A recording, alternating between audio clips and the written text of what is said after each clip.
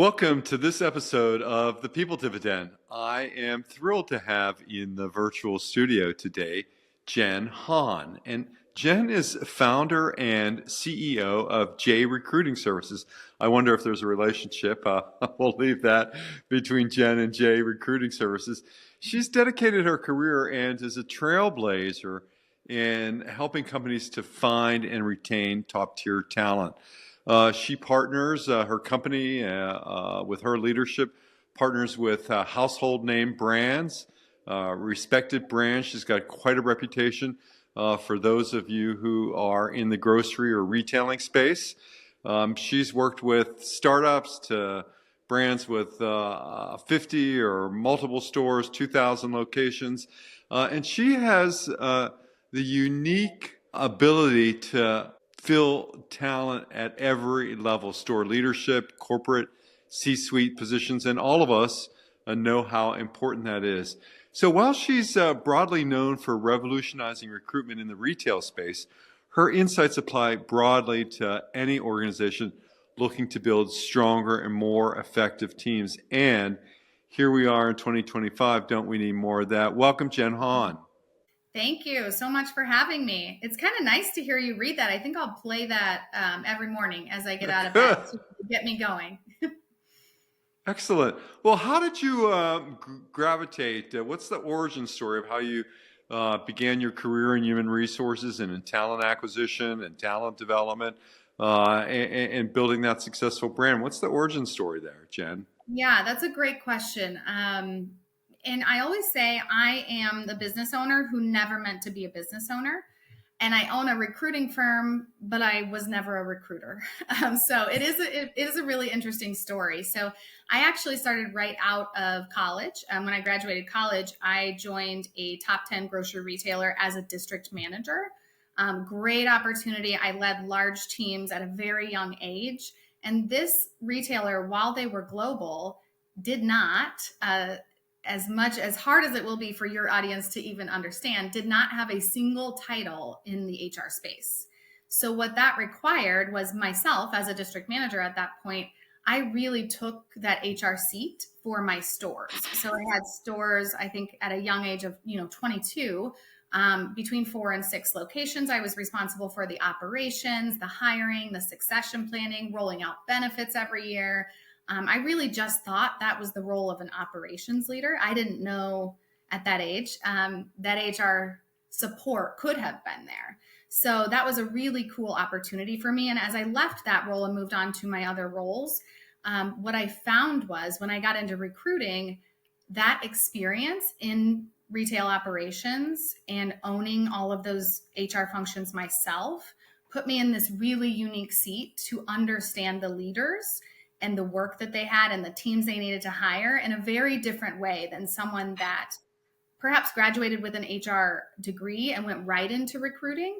I had just a different background and a different business understanding that has served me really well. So long story short, I started in retail operations and did a lot of those HR functions in that role. So when I started recruiting, it seemed just so natural. I was like, wow, everybody I talked to here, I could really see how they would fit into the retail world. And slowly but surely, I started my own LLC. I thought that I would just be doing it from my kitchen counter as my kids grew up. I thought I would be a one-woman show. But as we worked with more and more clients and the business grew, I realized, we really have something here. So today we're a team of 13. We support major brands across the United States in, like you said, everything from store leaders to distribution leadership, all the way up through those corporate functions. It's such an amazing story because I often think about, in the early 20s, particularly if somebody's pursued a university career, that often the 20s are about specialization. It's sort of going deep. And here you were, you had this opportunity as really a generalist, which many people strive towards, to move from specialization. It's an interesting pathway to start from the generalist. And it helped you learn also about community and creating a sense of community. And I wonder if you brought that to your entrepreneurship. Definitely. The generalist, I would say when I decided to leave that role, that generalist was actually the hardest part for me to explain in an interview, right? To make the pivot. Because at that time I had a marketing degree and I went into this operations role, but was really in an HR leadership and ownership position in those locations. So I think that generalist piece has really helped because I got to see everything. Again, at such a young age, I was part of hiring, firing, really difficult disciplinary conversations, had to work with legal, all of those things that, yeah, like you said, a lot of people are working towards. And at that time, I didn't realize that everyone didn't have that exposure or experience or level of responsibility really at 22. And when you say creating that sense of community, definitely. I cannot speak highly enough of the opportunity I was given to create a culture and motivate a team and understand how to walk in at 22 years old and lead someone that had been with that company for 20 years. I was the new one, right? I was the new kid on the block, and I had to, in the right way, learn how to engage and get buy-in and lead a team that had been there for a long time. So I think all of those skills I learned early on definitely have helped me build the culture that we have today in my business, and then also help others, the hiring leaders that we partner with across the United States, help them understand how that right hire or how that right candidate experience can really contribute to that sense of community and culture that you can create on your own team. And it's so interesting. I know one of the experiences you have, or one of the offers that you make, is around strategic scaling and how do you adapt hiring practices to meet growth and seasonal demand. So true in retail and in grocery. And as I think about that, certainly failure, there's a lot of failure and change. One is the failure to launch. I mean, sometimes people just never get anything off the ground. Another is the failure to execute, to really have a plan, to have some vision, to have some mission. And the third is the failure to scale, to take a good idea and make it bigger. So when you're talking about strategic scaling and adapting hiring practices to meet growth and seasonal demands, can you say something about that from your perspective, Jen Hahn? Yes, absolutely, I can. We have supported the fastest growing grocery retail chain in the United States. They've been the fastest growing retail chain in the United States since 2018. So years and years of supporting them in that growth. And when you look at retail operations and really any organization, the ability to scale, we can have leadership meetings all day long. The executive teams can sit around a conference table and come up with the funding and the marketing plan and all the other pieces that go into that, right? But if you don't have the right individuals in those locations, when you're talking about decentralized units, if you're scaling a physical business, if you don't have the right individuals in those locations, none of the other stuff matters, right? All of that investment you put into that growth plan, all of the marketing efforts that are going on to get people in that door, if you don't have the right people inside that building, once you get them to step foot in that door, none of it matters. And so the strategy behind scaling that we come in and help with is how do we get the right people in a proactive manner? So we can't wait until the building is ready. We can't hope that someone will relocate. We can't say, oh, we need to hire 50 humans in this single role in the next 6 months in order to make this happen. We need to be talking about more than just how many people do we need to hire and should we post that job. We need to be talking about who's that ideal candidate market, where are they hanging out, how can we get in front of them, and what are they looking for? Are we structuring the positions from the very beginning, the job description, the comp package, the flexibility, all the pieces, right? Are we structuring them in a way that will be attractive to the talent we actually need?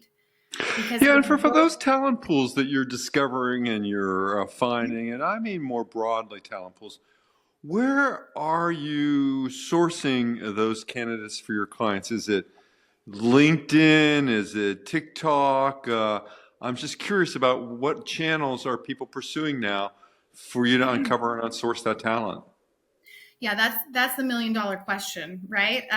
Is LinkedIn still the place, or are there new and different places that we should be going? And I would say LinkedIn, Indeed, those job board platforms, they're still a huge part of our strategy. And they should be a part of any organization's strategy. Depending on the level of the role, it very much differs, right? If it's an entry-level position, you might have more success in Indeed. If it's an executive level position, you might need to go to LinkedIn or some of the other more specialized job boards. So those are still a part of where we're finding that talent. The largest portion of our interviews come from our own internal database. So we call it, again, I'm speaking to retail, but it could be in any niche market. We call it our retail strategic outreach. So in our strategy, let's say we get a job opening from a client tomorrow, we will always start there. So when I look at our numbers every week, over 60% of the interviews our team has on their calendars come from our own database. And so I think that's where the gold is can you build those networks and those connections? And organizations can do that as well, but they have to have a proactive recruiting strategy, because that's where I think the challenge is. And then the other side of that really is, we call it outsourcing, right? A lot of people will say, are you outsourcing your recruiting efforts? We're changing that language and we're calling it outpacing. So yes, it is. You should have your own internal team. We would always suggest that. But if you can get a partner that has that access, that's using those data scraping tools and more than the job boards, then you're outpacing. Most employers need a variety of agents working in the talent acquisition arena, working in the recruiting arena. It's great to have internal folks, and you really can't fulfill those missions today in human resources without external partners, right? Particularly if you're doing it at scale. But one of the things that you also, I think, help businesses to do with your business is, and you probably incorporate it into your own business as well, is about streamlining. And streamlining processes. It's one thing to scale and scale strategically, to think about, well, how do we double in size? How do we go from 1,000 units to 2,000 units?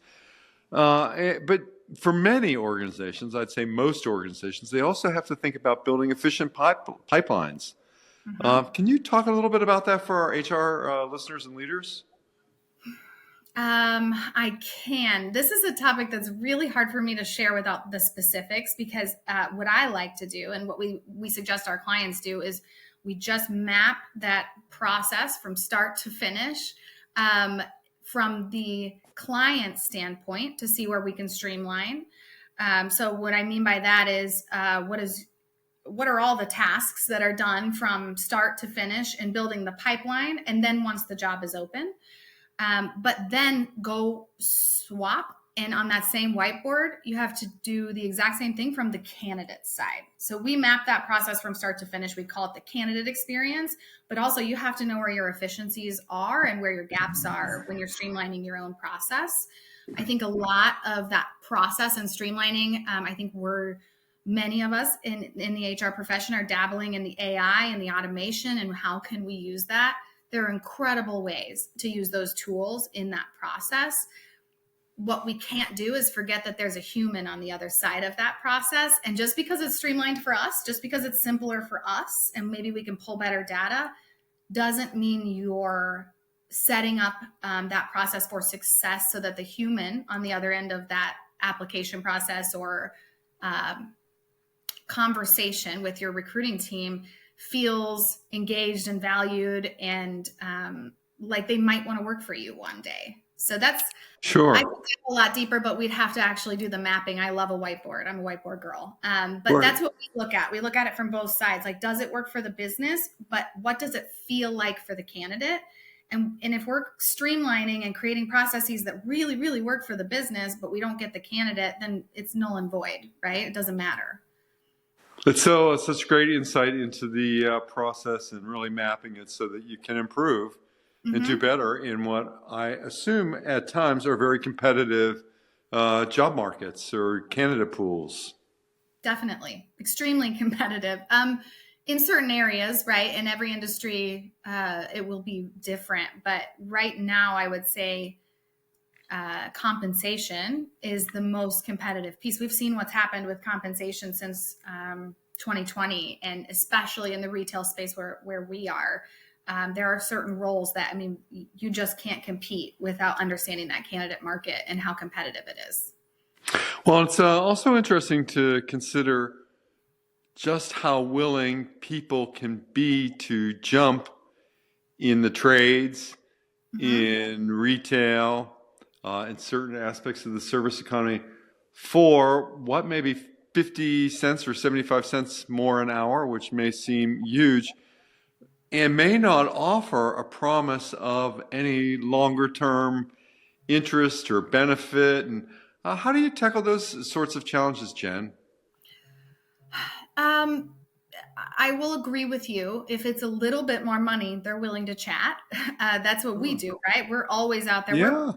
Because we're niched, we have the privilege of being able to speak to anyone in the retail space and make sure they get into our candidate database. And I will tell you, they're willing to talk. We know the organizations that are competitive in the compensation world, that maybe it's harder to get their attention, and our messaging has to look differently for them to jump on a call with us. And we know the organizations that are vulnerable because they're not paying or not creating a culture that is exciting to be part of, or maybe there's not as much growth opportunity at that organization. So we know how to get in front of them. But your question, Mike, was more around retaining talent and how do you keep people? And how do you keep people? Well, right. I don't know that it's changed, Mike. I think it is treat people right. I think it is make sure that you're paying attention to those 360 reviews that you do. There are certain leaders in every organization that were really good at what they did, but their leadership skills aren't there. And it shows in those evals. Like if you have a team that is willing to be honest, they're going to share, hey, this leader doesn't support me, or this leader doesn't inform me, or this leader, has whatever going on. There are patterns. And I think we have to pay attention to that from an organization. We can't ignore them, because the way to keep them is as simple as it's ever been. Treat them right. Make sure you're listening, have the right leader. People leave leaders, not organizations. I really believe that's true. I've heard it a lot with our candidates that, hey, I love the organization. I've been here 10 years, but my new leader is toxic, or whatever word they use. I really think that's what it is in terms of retaining the talent. I think you said it so elegantly about treating people right, because there's so many influences underway as AI advances in our lives. But one is certainly the gig economy, and more people put together jobs and careers with several ways to generate income. There's also this erosion of middle management. I mean, most people have jobs, and when they used to supervise a few people, now they manage larger and larger teams of people. And people have also talked about an increase in the toxicity of management. People experience change in enormous ways. If you join an organization, every year you're likely to experience 10 organizational changes. Every year. Engagement's at an all-time low. And people feel a sense of isolation at work. Yeah. Fatigue is built in. And I think with what if this is how you are sort of approach your work about treating people right, it's a huge step forward now in the modern workplace. I mean, this is, I'm going to knock on this desk because it happens to be wood. I run a small business, so less so in my clients, but I'll just give this example I run a small business. In small business, I can compete in some ways, but I can't compete in others. So when I have great talent join my team, I'm not going to be able to offer the same health benefits package that their last employer might have if they come from a large organization. But we treat people right. And when I say knock on wood, we've been in existence since 2017. We've never had anyone leave the organization. We've made that decision. We've let people go, or maybe it wasn't the right fit. Sure. We have never had anyone put in their notice, and we're 100% virtual. And I think it is so hard to create a culture and engagement and have a leader that pushes hard. We're a small business. We have more than 10 rollouts coming out every year, right? We are adjusting, and we've got a lot of big targets to hit. We have high expectations, but at the end of the day, everybody knows we will treat them right, and we are on their team. And I mean, you see the difference. Well, I think that is why all of the advice in this podcast with Jen Hahn, the founder and CEO of J Recruiting Services. I think that's why this is such a valuable episode, is that all of the advice that Jen offers, that you offer, Jen, is actionable whether you're a business owner, an HR professional, an entrepreneur. And most of it, I think, begins with the perspective that you bring, which is, what are your best practices for hiring? And are you investing in the right talent at the start? So talk a little bit more about these passions that you bring and how they show up in client experiences, Jen.